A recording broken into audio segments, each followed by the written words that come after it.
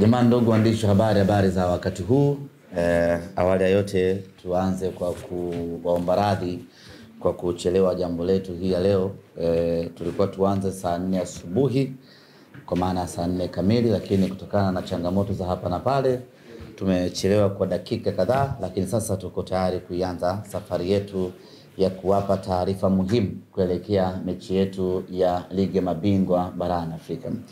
Mbele yenu naitwa Komando Ahmed Ali, niko hapa nikiwa ni meneja habari na mawasiliano wa klabu ya Simba, na hii leo tuna taarifa muhimu kuhusiana na timu yetu ya Simba Sports Club. Tunafahamu ya kwamba tuna mechi ya ligi ya mabingwa barani Afrika siku ya tarehe 28 siku ya Jumapili katika dimba la Benjamin Mkapa. Mechi yetu itakuwa ni saa 10 kamili jioni katika uwanja huo, na tayari wageni wetu kwa maana ya Gaborone United wameshawasili Tanzania. Wamewasili alfajiri ya leo kwa ajili ya kuja kushiriki katika mchezo huo. Mambo yote yamekwenda vizuri katika kuwasili kwao, na watafanya mazoezi hii leo jioni, watafanya tena mazoezi kesho, na Jumapili tukiamka salama itakuwa ndio siku ya mchezo wetu wa marudiano sisi dhidi ya wao. Katika mchezo huo utachezeshwa na waamuzi kutoka nchini Niger, na wao wako njiani kuwasili nchini Tanzania. Waamuzi ambao watachezesha mchezo huo ni Mohamed Ali Musa ambaye ni mwamuzi wa katikati kutoka Niger, lakini vile vile mwamuzi msaidizi namba 1 ni Abubakar Athumani vile vile kutoka Niger. Mwamuzi msaidizi namba 2 ni bwana Abdullahi Ada Tanu kutoka Niger, na mwamuzi msaidizi namba 4 ama 4th official atakuwa ni Musa Ahmadu naye vile vile kutoka Niger, na match commissioner ni Mohamed Mumin Ali kutoka Djibouti. Hiyo ndiyo safu ya maafisa ama waamuzi ambao watachezesha mchezo wetu dhidi ya Gaborone United. Kikosi chetu cha Simba Sports Club kimeingia kambini jana mara baada ya mchezo dhidi ya Gaborone United.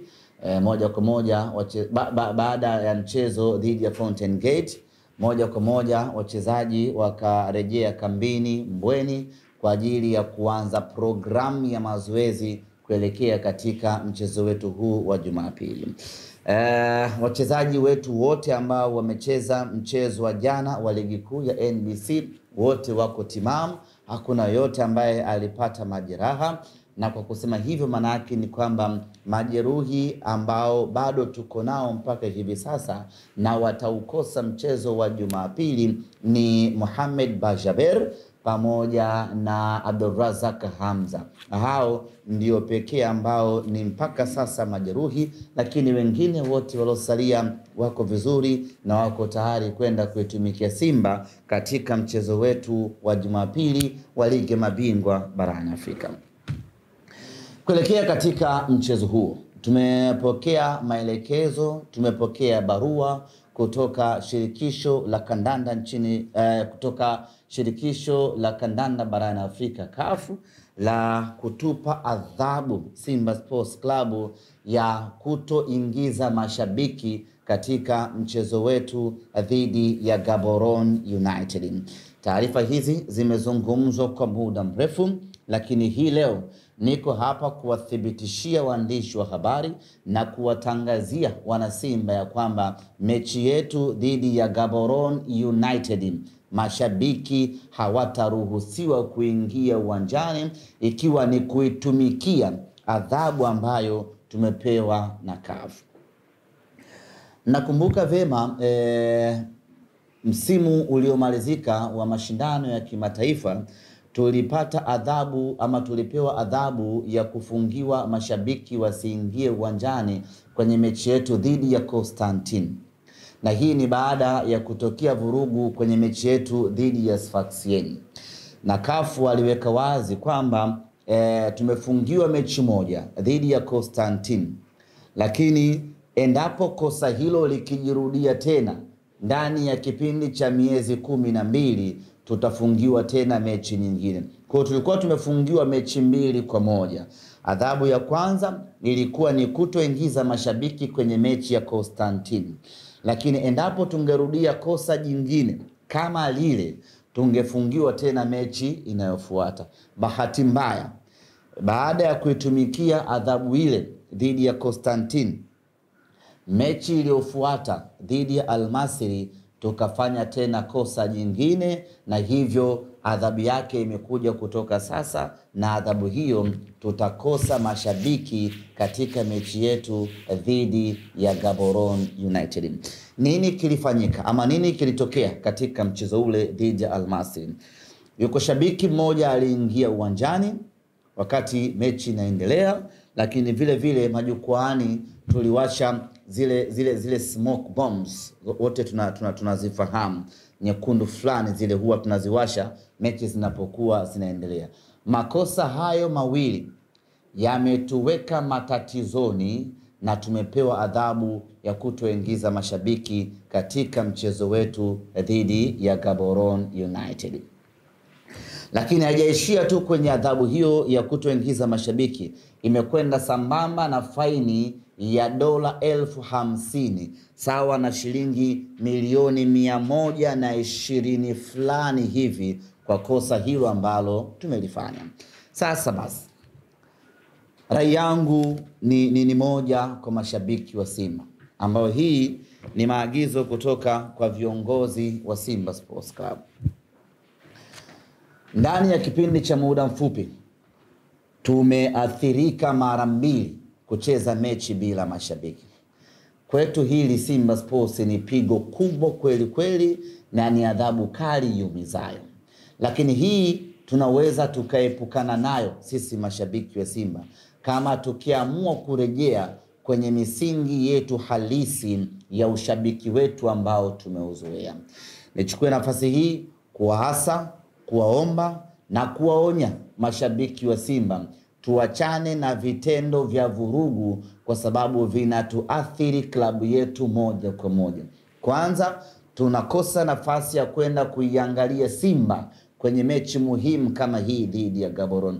Kila mmoja aliuona mchezo dhidi ya Gaborone pale Botswana. Mechi haikuwa nyepesi kwa upande wetu, ilikuwa ni ngumu kweli kweli. Hasa kipindi cha pili wapinzani wetu walitupelekea moto kweli kweli.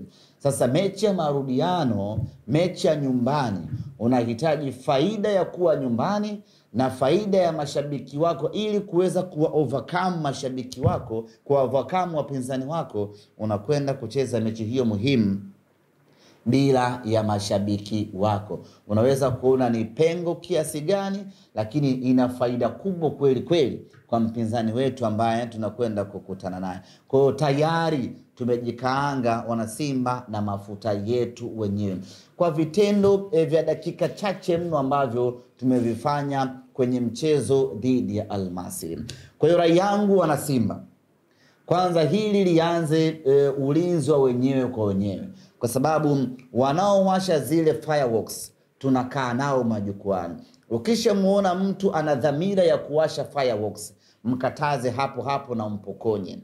Ukishamuona mtu ana mpango wa kutaka kuruka kutoka jukwani na kuvamia uwanjani, tumzuie huyo mtu, na ikiwezekana tushirikiane kwa pamoja tumtoe uwanjani, kwa sababu vitendo hivi vinaiathiri klabu moja kwa moja. Imagine mechi kama hii tunakwenda kucheza bila mashabiki, tunampa advantage zaidi mpinzani wetu, ajione na yeye yuko nyumbani kwao, acheze bila pressure ya majukwani, tunajikaba wenyewe. Kwa hiyo rai yangu mashabiki wa Simba, mara nyingi huwa tunamshangilia mtu anayevamia pitch, huwa tunamuona shujaa, hasa pale anapokuwa anawakwepa walinzi anakimbia, tunamfurahia, tunamuona amefanya kitendo cha kishujaa.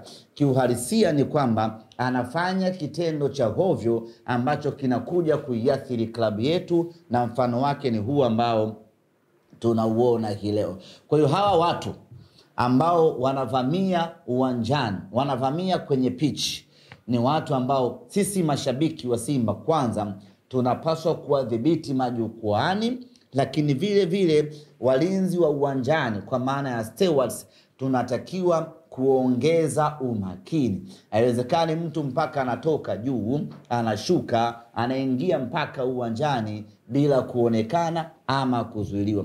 Juzi mechi ya ngao, yani amekuja tu kuonekana shabiki ameshafika uwanjani, kamfuata Kibu, kamkumbatia, kaenda kwa Rushaini, kamkumbatia, alafu baadaye ndio stewards wanaingia na kuanza kumkimbiza. Ametoka wapi huyo mtu kuonekana mpaka anafika uwanjani? Tafsiri yake ni kwamba hatukufanya kazi yetu ipasavyo ya ulinzi, ya kuangalia wale watu majukwaani mpaka ameshuka na ameingia. Kwa hiyo hatuko hapa kulaumiana, lakini tuko hapa kukumbushana kila mtu atimize majukumu yake uwanjani ili kuiepusha klabu kuingia kwenye hasara ya namna hii. Hapa tunapata hasara tatu. Hasara ya kwanza ni kucheza mechi bila mashabiki. Hili ni pigo kubwa kweli kweli kwetu sisi. Hasara ya pili, tunakosa mapato ambayo tungeyapata kutokana na tiketi ambazo watu wangeingilia uwanjani. Na hasara ya tatu ni kwenda kulipa dola 50,000 kama faini kutokana na kosa hili ambalo tumelifanya. Kwa hiyo tuna kila sababu ya kuanzisha kampeni wanasimba ya kujidhibiti wenyewe kwa wenyewe. Mtu ambaye hawezi kuishikilia nafsi yake, tutaishikilia sisi kumdhibiti mtu wa namna hiyo ili asiingie uwanjani ama asiwashi yale mamoshi ambayo baadaye yanakuja kutuathiri. Hiyo ilikuwa ni mechi dhidi ya Al Masry kwenye hatua ya robo finali, na adhabu yake imetoka hivi sasa. Lakini vile vile tumepewa adhabu kutokana na mechi ya finali ya kombe la shirikisho Afrika dhidi ya RS Berkane. Na yenyewe ilikuwa na matendo kama haya yalotokea kwenye mechi dhidi ya Al Masry.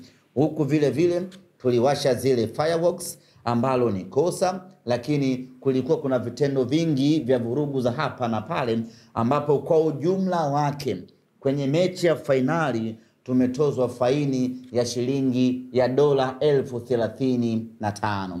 Kwa ujumla tumepokea adhabu kutoka CAF ya dola 85,000 sawa na shilingi milioni 212 na laki 5. Hiyo ndio faini ambayo Simba Sports Club tunapaswa kulipa baada ya kutokea matendo yasiyokuwa ya kiwana michezo katika mechi zetu mbili. Tayari tumezungumza kwa upana namna gani tunapaswa kujidhibiti wenyewe kwa wenyewe kabla hatujafikia kwenye uvunjifu wa kanuni na sheria za mpira wa miguu. Asante Mungu ni kwamba kwenye mechi ya Berkane tumempata faini pekee.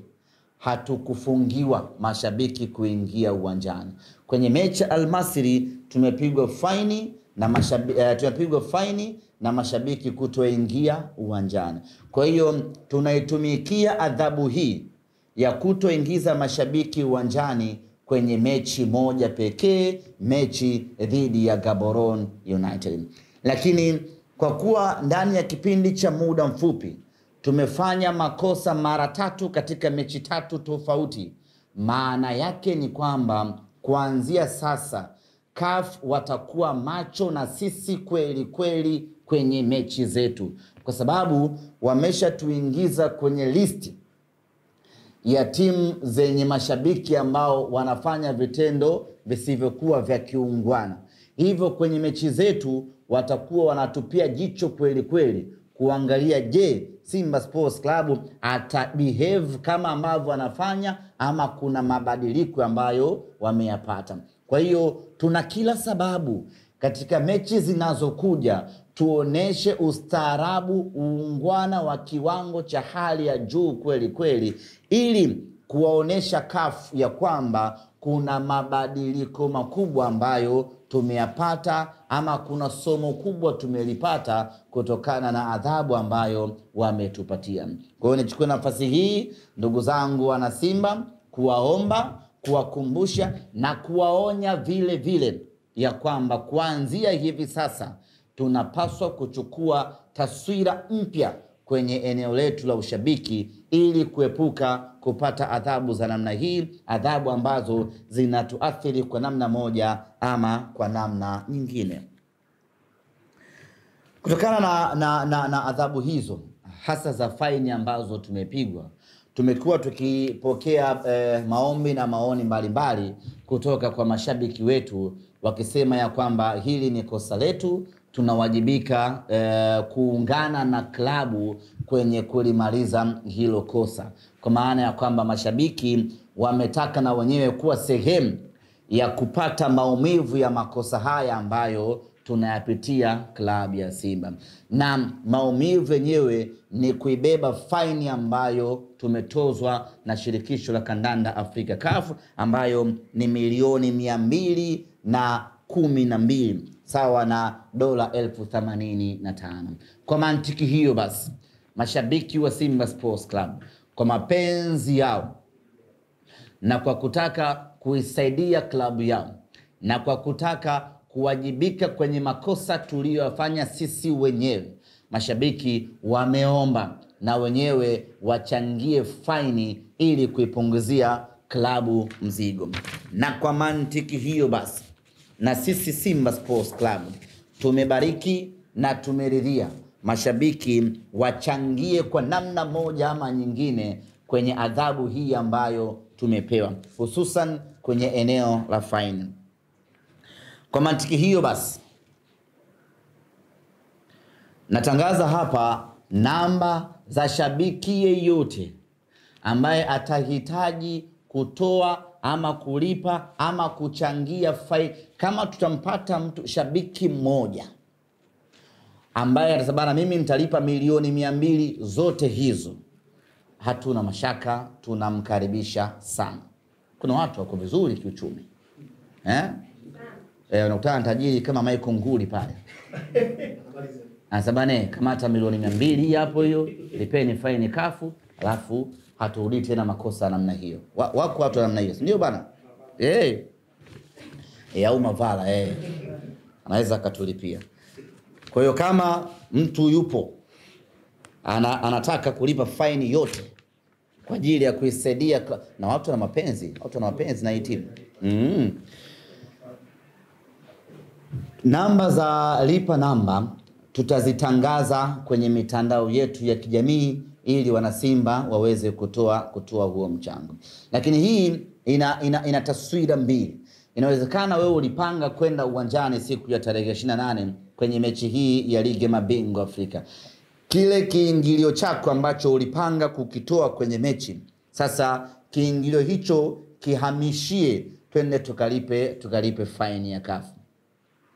Kama ulipanga kuingia kwenda kukaa mzunguko kwa shilingi 5,000, basi ile 5,000 yako tuwekee kwenye lipa namba hapo, tukalipe faini ya CAF.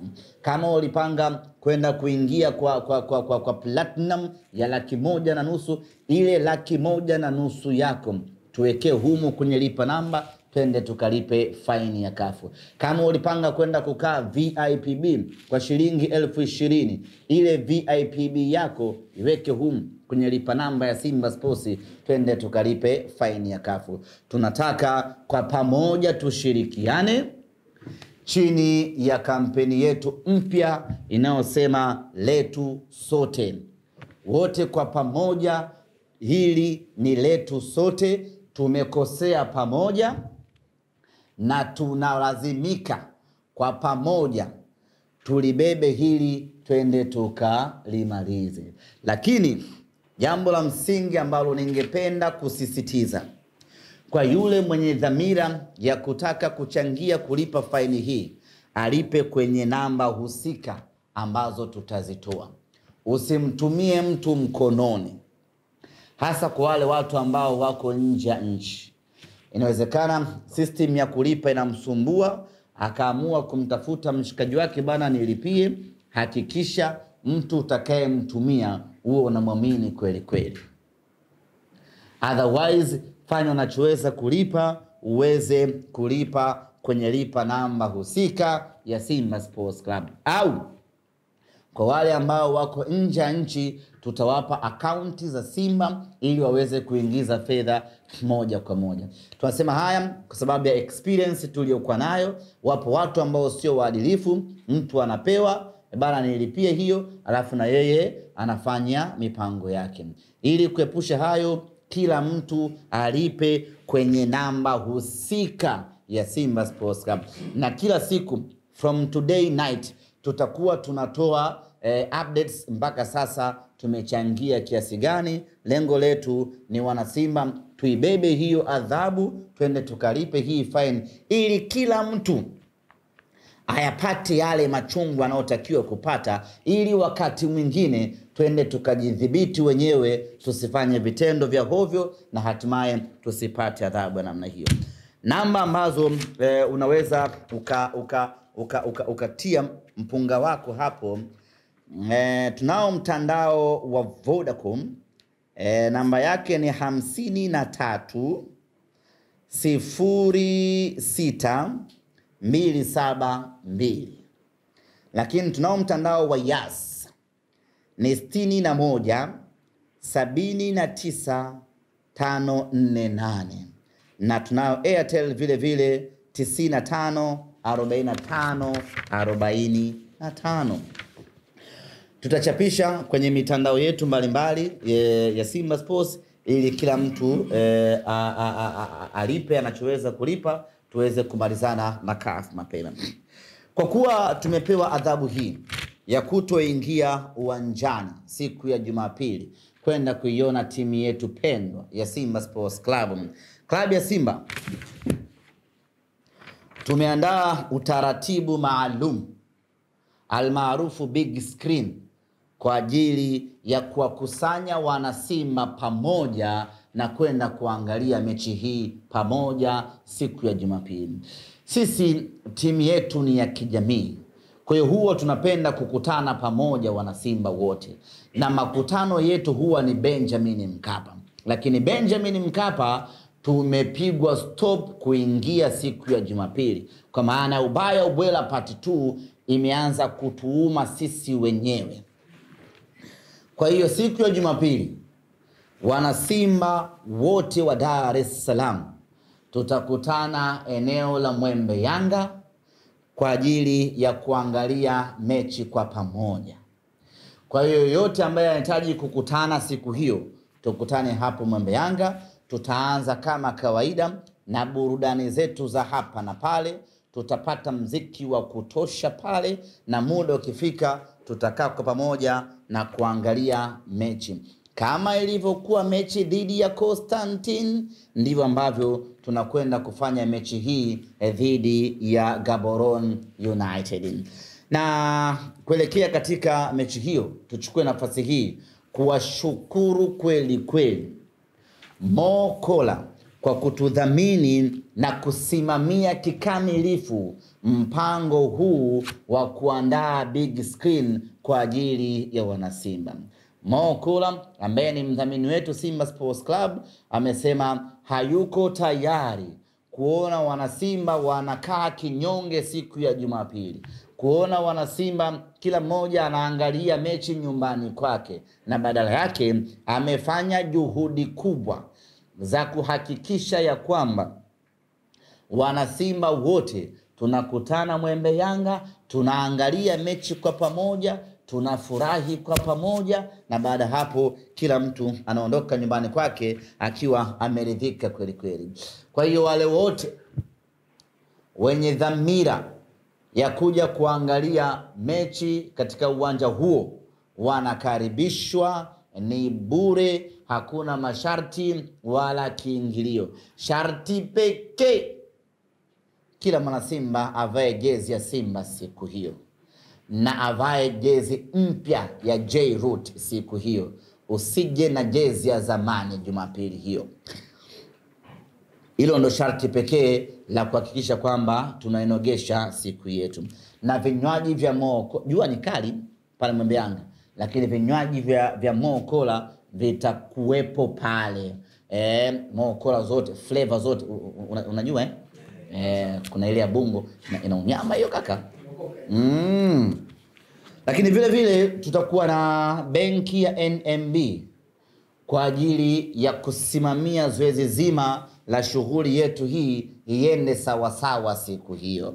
Na benki ya NMB ukiachilia mbali kudhamini tukio hili la big screen, lakini watumishi wa NMB watakuwa pale kwa ajili ya kutoa misaada mbalimbali kwa wanasimba ambao wanahitaji kujiunga na benki ya NMB, ama yote ambaye atakuwa na changamoto yoyote, watu wa NMB tutakuwa pale kwa ajili ya kuwahudumia wanasimba. Kwa hiyo ukaachilia mbali kupata burudani ya kumwangalia mnyama kwenye big screen, lakini tutakuwa tunapata huduma mbalimbali za NMB pale. Ukitoka hapo mwanasimba, mambo yako yanakuwa yamenyooka kweli kweli. Kwa hiyo yote ambaye ana changamoto, yote ambaye anahitaji kujiunga na NMB, anahitaji kupata elimu kuhusiana na NMB, siku hiyo Mwembe Yanga watu wa NMB watakuwepo pale kwa ajili ya kutoa msaada mbalimbali ili matumizi yako wewe na NMB yawe bam bam. Kutakuwa kuna screen kubwa kweli kweli. Hiyo screen ukiifunga ni kama ukubwa wake ni kama kutoka Keko Furniture. Ukubwa wa screen tutakayofunga Jumapili ni kama kutoka Keko Furniture hadi Magomeni 10. Ukubwa wa screen hii natosha. Mwembe Yanga ni kubwa sana. Yani lengo letu watu tumuone Morris Abraham vizuri siku hiyo. Siku hiyo umuone vizuri Jonathan Soa. Siku hiyo umuone vizuri Jean Charles Ahoua. Ndio maana tunafunga screen kubwa ili watu wakae wa enjoy. Na mnakumbuka last time watu walikuwa wengi sana. Hasa kwenye watu wengi huwezi kufunga ka TV kama kasebuleni. Lazima ufunge dude kubwa ili watu wakikaa wanaangalia wana enjoy. Na hayo maajabu yote yanafanywa na Mokola pamoja na NMB. Kwa hiyo screen ya maana, mtu hata akikaa za KM ana uwezo wa kuona Mwembe Yanga na akaona boli vizuri kabisa. Ndugu zangu waandishi wa habari, baada ya kusema hayo natumai nimeeleweka vizuri. Kama kuna maswali mawili matatu basi tupokee, na baada hapo tukianza na Athmani Kinyando kutoka TBC. Anauliza kwamba ni kwa mara ya pili tukio kama hili la kutoingiza mashabiki linatokea. Je, mnatoa elimu gani ama kwa kiwango gani kuhakikisha ya kwamba tunaepuka kadhia kama hii? Kuna kila sababu ya Simba. Unajua linapotokea jambo ndipo mnapotengeneza mkakati wa kulikabili hilo jambo.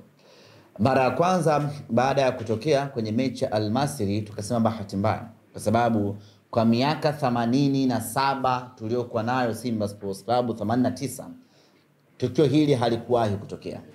Kwa baada ya kutokea kwenye mechi dhidi ya Al-Masry tukasema ni bahati mbaya, tusonge mbele. Lakini ndani ya kipindi cha muda mfupi likaja kutokea tena kwenye mechi nyingine dhidi ya Al-Masry. Maana yake hii ni tabia inataka kujengeka. Kwa hiyo tunalazimika sasa sisi Simba Sports Club kufanya kila tunachoweza kufanya kuwafikishia taarifa na elimu mashabiki zetu ili kuepukana na vitendo kama hivi. Na hapa nimezungumza kwa wazi kwamba mlinzi wa kwanza wa shabiki ni shabiki mwenyewe. Kwa sababu mashabiki wanakuwa 60,000 uwanjani. Walinzi hata wakiwa wengi hawezi kuzidi 10,000. Maana yake ni kwamba bado walinzi ni wachache kulinganisha na idadi ya mashabiki.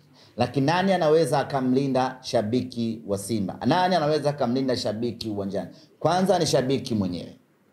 Wewe mwenyewe ndio unatakiwa kuanza kujilinda. Hiyo ni elimu ya kwanza ambayo tunawapa. Yaani wewe unaingia uwanjani, anza kwanza kujidhibiti wewe mwenyewe. Lakini pili, ni mashabiki wengine wanaokuzunguka.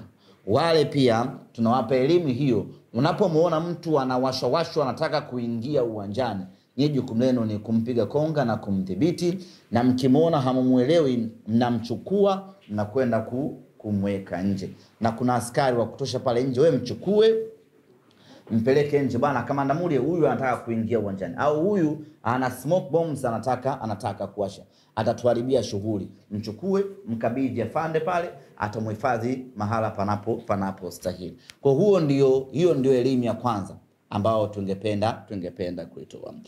Lakini elimu nyingine ambao tungependa kuitoa ni kwa wale stewards. Tujitahidi kuconcentrate na kazi yetu ya msingi ambao ni kuangalia mashabiki. Tuachane kabisa na kuangalia mpira, kwa sababu kuna makosa mengine sawa unaweza kuwapa excuse, lakini kuna mengine unaweza kuwatia hatiani, kwa sababu mtu anashuka mpaka anaingia uwanjani bila kukamatwa wala kuzuiliwa na mlinzi yote. Unaona kuna sense ya kutokuwa makini hapa.